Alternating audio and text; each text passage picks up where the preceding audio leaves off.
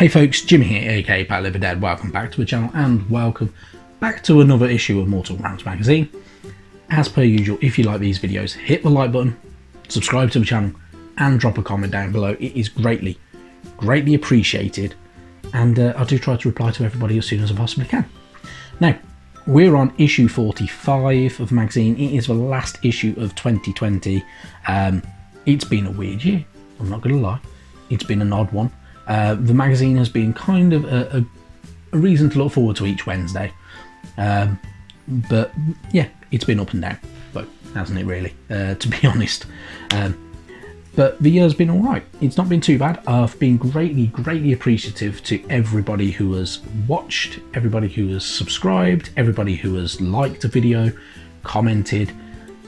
I don't know if anybody shared it. If you've shared it, thank you very much. If you just watch and you don't comment, you just hit that like button, it is greatly appreciated as well. I can only thank you and keep on thanking you, in all honesty. So yeah, it's been a highlight. But this week is, yeah, it kind of ends the year of this magazine in a bit of a whimper really, because we have two pots of paint. We have Wild Rider Red, which is a pretty decent orangey red colour, and we have Wazdaka Red, which is better, in all honesty. It's a little bit of a darker red. It's pretty decent. It's a little bit more darker than Feston Red, but yeah, very good. It's not as dark as Corn Red though, of course. So now we've got 4 red paints from this magazine, in all honesty, but all worth having. Into the actual issue itself, we are greeted by a page to do with the Forces of Order, which is the Kharadron Overlords. So the Kharadron Overlords are technologically advanced, sky-faring Dwaradin who prize profit above all else. They sail the clouds in metal-clad vessels armed to the teeth with guns and bombs. So, the Kharadron Overlords are one of the newer races from Age of Sigmar, so they never existed in the old world or anything like that. But they are dwarves who have basically taken to the skies using technological advancements. They still support the likes of Grungni and everything like that as well, so they still believe in the old gods in that way. But they do kind of work as the merchant kind of clans and stuff like that, going around the Age of Sigmar and all the mortal realms. Pretty cool. They do focus very much on their profits and aerial trade. They have these awesome skyports, which are, the idea behind them is pretty cool, and these skyports are very deadly in themselves, as they were first set up to defend against the flying demons during the Age of Chaos. But they have been then kind of evolved and adapted to be centres of commerce, hosting thousands of Kharadron Duradin and representatives from all the civilized nations. So they are pretty cool. If you like the good old Kharadron Overlords, at the moment you can still, for a very short period of time, get hold of a special commemorative Dwaradin Kharadron Overlord, which is Jacob Bugmanson. This is my one. I'll put some photos on which are a bit better and a bit closer up, but it is a really good model. So if you can get hold of one of them, I suggest buying it. It's good fun to paint and pretty cool, and it does make these guys look really good. Back into this though, they focus on Ether Gold, which is formed from the breath of Dwaradin god Grungni. Ether Gold is mined from the clouds and powers all Kharadron technology. And they also have an exhaustive list of guidelines and laws, bylaws and stuff like that governs their business of commerce, and the Kharadron Overlords stick to this very rigidly. Then moving on, we have some more stuff about the Eversprings, in all honesty. So back into Gairan a little bit. So this is part 2 of the Everspring Swath. So even during the Age of Myth, Gairan was not immune to conflict. Nagash sought to expand his sphere of influence to the Jade Kingdom. Kurnoth's wild hunt pursued their prey, and the earth's shaking strides of the god beasts echoed through the trees. So, Kurnoth, if you do not know, is the hunter god, and his wild hunt can chase down anything, pretty much. when they want to, and they are very, very cool. But there was a weird relationship between Nagash and Alariel to prevent conflict between their ever respective factions, and Alariel gifted Nagash the frozen kingdom of Decreptia, and this led to a truce between the gods for a time. However, Nagash, as being Nagash, he was unsatisfied with the bargain itself and stuff like that. So, going a little bit forward into it though, you get the coming of Behemat. So Behemat, if you're not sure, is of course one of the super giants and everything like that, the Gargants that have been coming out recently. So the Sons of Behemat are one of the new good old giants that have come out, and they've got some awesome models as well, they have, which are really, really cool. Definitely worth picking up if you like your giants and you like your big models as well. And they are really, really cool. The Dominion of Sigmar Part 2, so more about stuff about realms because there's no models this week. So, information about Sigmarite mausoleums. So, regardless of a realm in which a civilization exists, death is an inevitability. Humans in particular lead relatively short lives when compared to the elves and Duradin. During the Age of Myth, the human followers of Sigmar constructed grand mausoleums into which inter their nobility. These structures not only serve to protect the remains of those within, but as a reminder of the wealth and power of the deceased. So, the Sigmarite mausoleums, we've already had that set going back into like issue I think it was 10 and 11 and 15 I think it was, if I remember rightly. I'm probably completely wrong now, but Sigmarite mausoleums were of course built to kind of show off the wealth of the nobility, like mausoleums that were back in real times, in all honesty.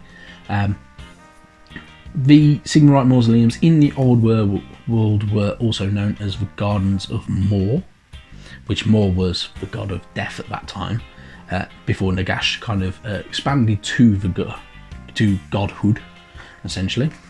And then there's a bit more on here. So Tombs of Heroes. So entangled, crumbling ruins of many a Sigmarite mausoleum lie particularly elaborate tombs. These are often the resting places of long dead heroes, saints, or other notable citizens who rose to lead their fellow mortals and rewarded for their greatness in death. And of course there is also the curse of undeath there. So many Sigmarite mausoleums are protected by magical wards. Should these wards be broken, however, death magic may cause the dead to rise. Necromancers are known to haunt these ancient tombs, raising the dead to serve them.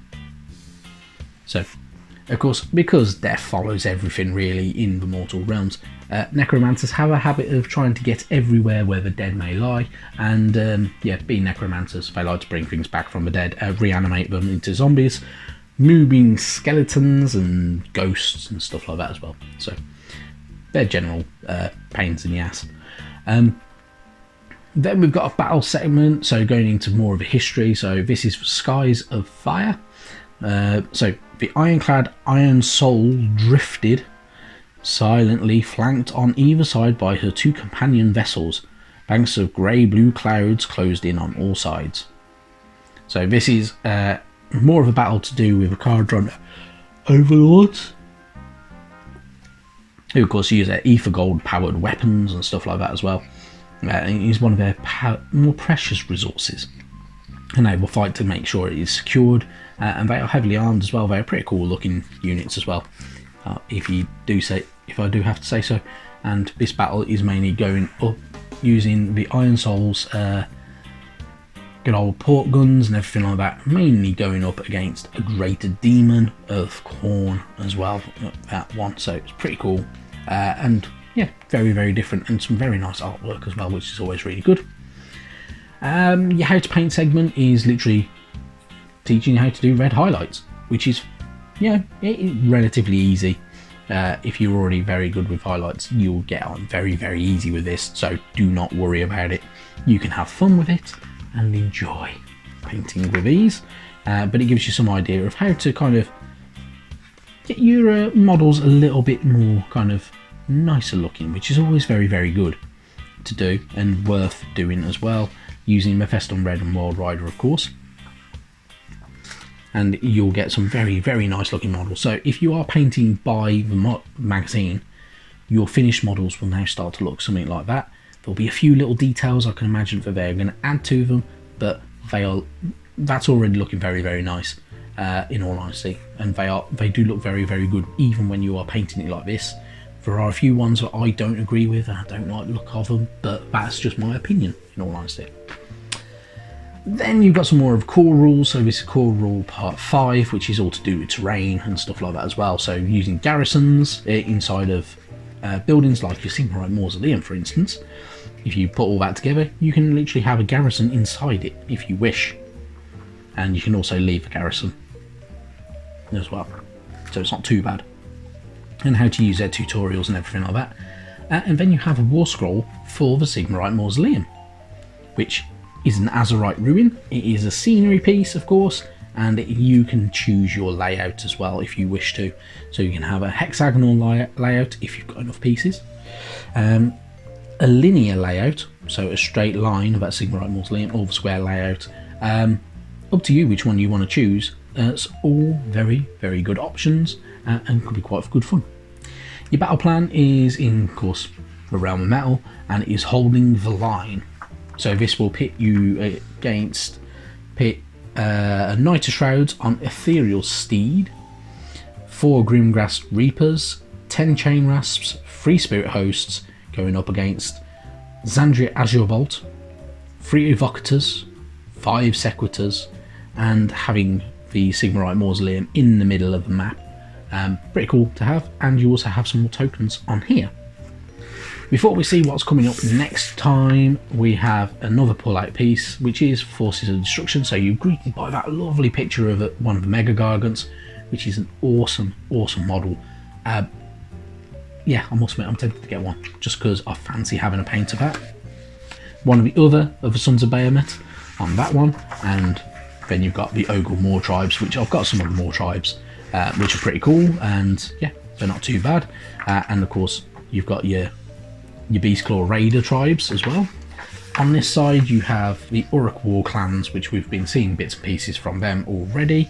So whether they're Savage Bone Splitters, or the mega bosses of the Ironbreakers, or anything like that as well. And then you also have the Boomspike Gits, which of course use giant spiders. They use Troggoths, and they have Squigs, which are always really, really fun to pronounce, and they look quite fun as well. So not too bad with that one. That pull out is actually pretty cool, and got some very, very nice looking models on it of how you can paint them up, and you can have some fun if you are going to do them as well. And then next week we have some scenery. Great, not bothered by that. It is literally Fallen Sigmar statue with that little board. I genuinely don't care about that, in all honesty. I will buy it because I'll be collecting all the magazine, but I don't need the extra terrain, I don't think. And then in issue 47 though, we do get the Fast Riders, which are pretty cool looking models, and they are one of the quick builds from the Warhammer Underworlds sets as well, so they should be very, very good and easy to do. Right, thank you very, very much for tuning in and watching. I hope you have a very good new year, if you're watching this before New Year's, of course. And yeah, I will catch you very, very soon.